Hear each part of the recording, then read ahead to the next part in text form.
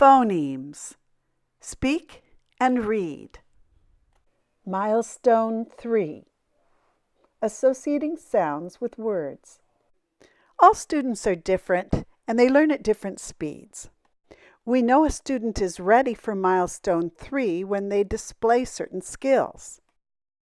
They display basic phonemic awareness when they volitionally identify sounds as being distinctly different. By making this differentiation, they're demonstrating the understanding of the concepts of same and different.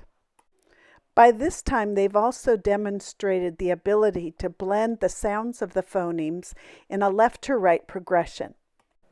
We will emphasize the concepts of beginning sound and ending sound when we have two phonemes. When we are blending three phonemes, we will emphasize the concepts of beginning, middle, and end sounds. At times during this process, they actually make real words, which we will point out to them.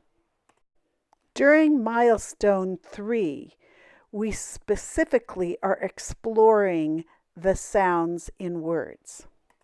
We use the routines that we described in Milestones 1 and 2 in order to review the sounds that we had previously and any new sounds we will use in the lesson today. Let's use the example of a child picking the picture of the word pot. I'm going to be using felt phonemes, using the contrasting phonemes p and f, which are both consonants. So this is what the teacher would say. What's the first sound you hear when I say pot? Is it p, p, pot or f, f, fot? Pot or fot? P or f? Which one? Since the child is already familiar with p, the choice should be obvious. The cool thing about felt phonemes is that they can stick to most fabric, and it's a great way to illustrate turn taking and whose turn is it. It's also a good way to be able to hold the phoneme in place while you're going to demonstrate the next phoneme. So the initial phoneme is p. So now we're going to talk about what's the next sound you hear when I say p, ot, and I'm pointing to the place where the next phoneme will be. What this does is it's a placeholder, that's a visual placeholder for that initial sound. Always compare consonants with consonants and vowels with vowels. By placing the phoneme on my chest, it serves to keep the phoneme in place so we can illustrate the next sound, and your both hands will be free.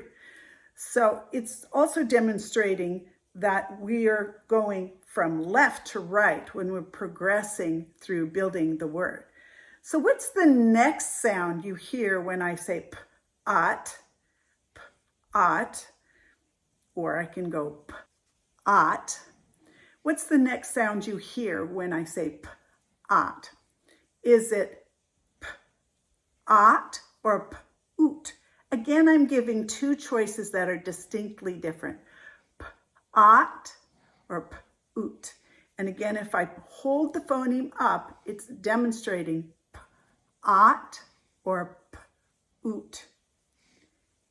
Is it ah or oo? Which? Again, this has made it fairly clear for the child what the choice will be, and they're experiencing success. We always want to build on success. Success is very motivating. So that's why we give them two choices. It doesn't have to be hard. Now, we've talked about initial sound, next sound.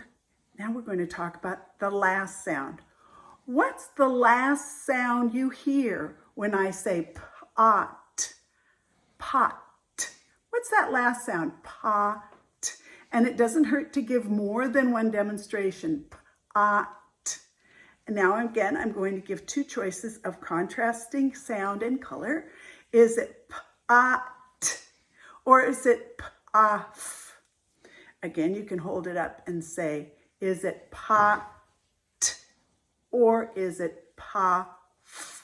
The choice should be clear for the child because they have been exposed to all of these phonemes, which phoneme it is. It's t, pa. Another strategy to reinforce the first sound or the initial sound or the beginning sound is to utilize pictures that start with the same sound. Up to this point, we've been focusing on phonemic awareness and auditory discrimination and sequencing of sounds in consonant, vowel, vowel, consonant, and CVC word combinations. We have also been working concurrently on speech sound production and sound blending. To demonstrate sound blending, we will be utilizing fun phonemes and a pocket chart. Fun phonemes are the cardstock version of phonemes. We start with the student being able to produce each sound in isolation. A way to illustrate this multimodally is to separate the sounds visually. So p-a-t becomes pa-t and then pot. By pushing the sounds together, we illustrate this. By then having the student physically imitate the same process, they participate in self-directed learning. Self-direction and self-reflection are proven ways to solidify learning. Setting up centers for the students to use the same materials and routines is a great way to reinforce speech sound production and the numerous concepts related to the production of words. Once students are able to identify sounds and sound combinations volitionally and sequence them into a word with very little prompting, then they are ready for milestone 4, building words.